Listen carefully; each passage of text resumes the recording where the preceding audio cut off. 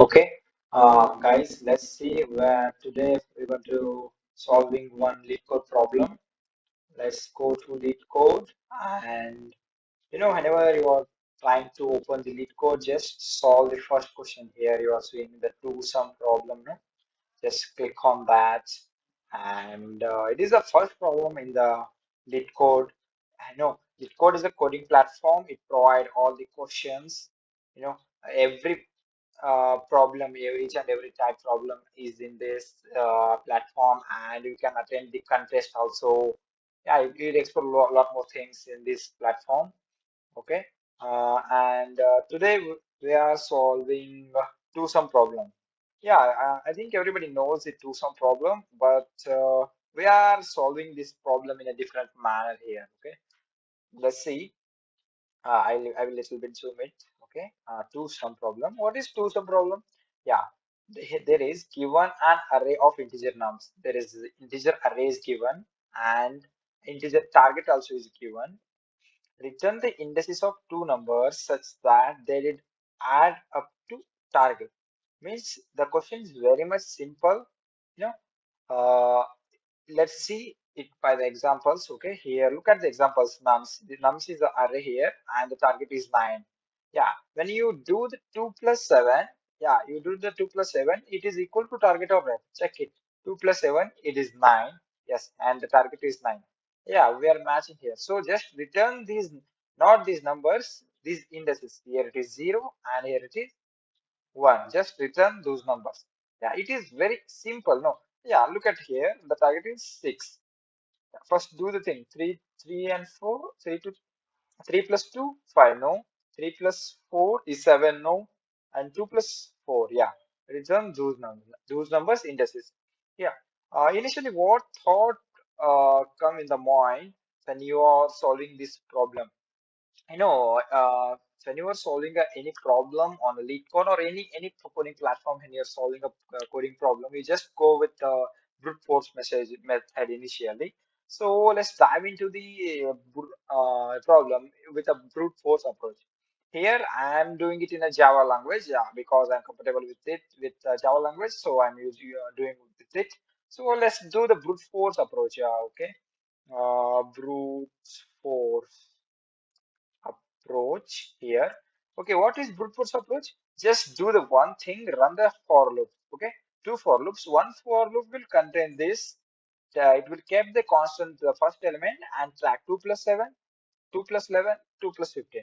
Okay, and the for loop shift is to 7 and 7 plus 11 and 7 plus 15. Like this, we can track each and every element by the for loop. Okay, let's do that.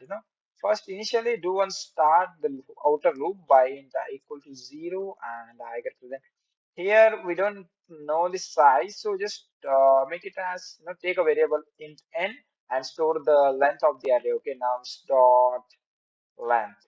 Okay, put tell n here, comma I plus plus and start the inner loop also for in j equal to 0 comma j greater than n comma j plus plus.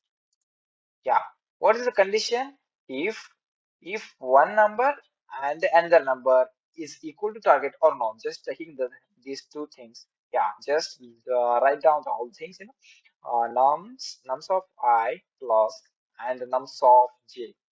If two numbers, the addition of two numbers equal to the target value, if it is target value, then just return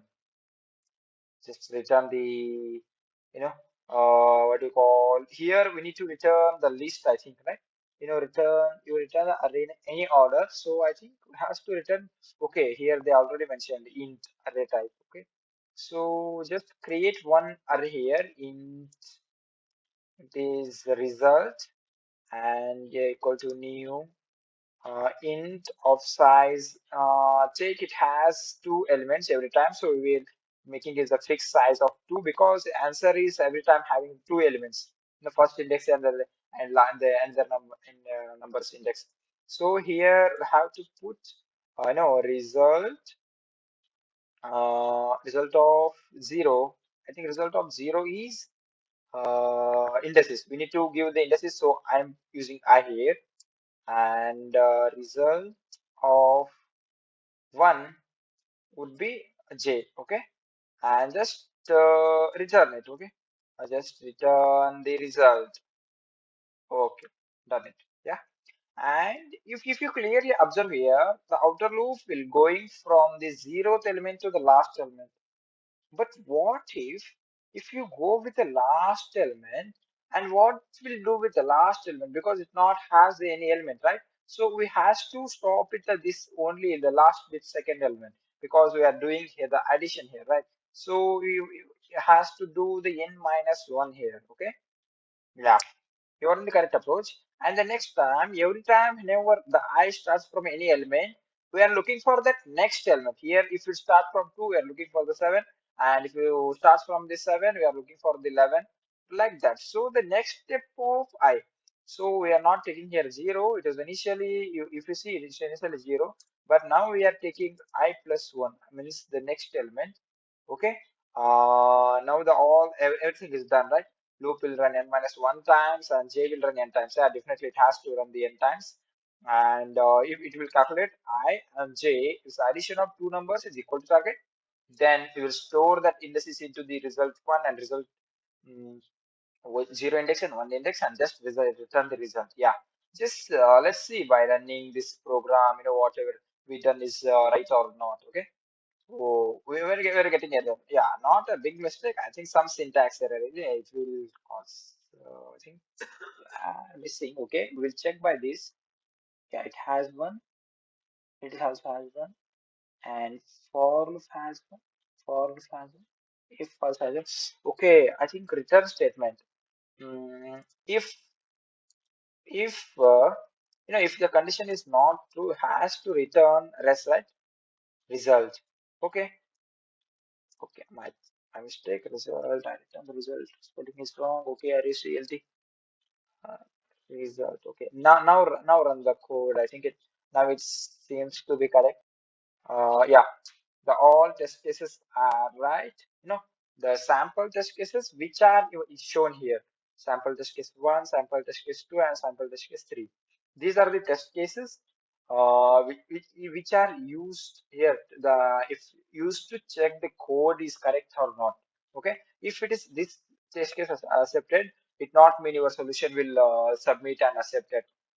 Because hidden test case also more. If you seeing sample test case 3, hidden test case will be around 50 to 60. And sometimes in the Leetcode 1000 hidden test case also there. So if you submit the solution, it will take time and it will execute the all the test cases. Look at here, it has 63 test cases. Yeah, now all the test cases are passed and our solution is accepted. Okay, yeah, guys, this is the solution. Yeah. And I think you understand the solutions and all, because you know uh, a new array is created here. We took a length and two for loop here, because I already mentioned why it's showing the time is more, because it is a brute force method. It's not an efficient method. But however, if you are learning from the beginning, you just has to read the what you call it just has to remember the brute force method initially. Then you just has to optimize it the each step. Yeah, you will learn this all by the doing this or solving the more problems. Okay.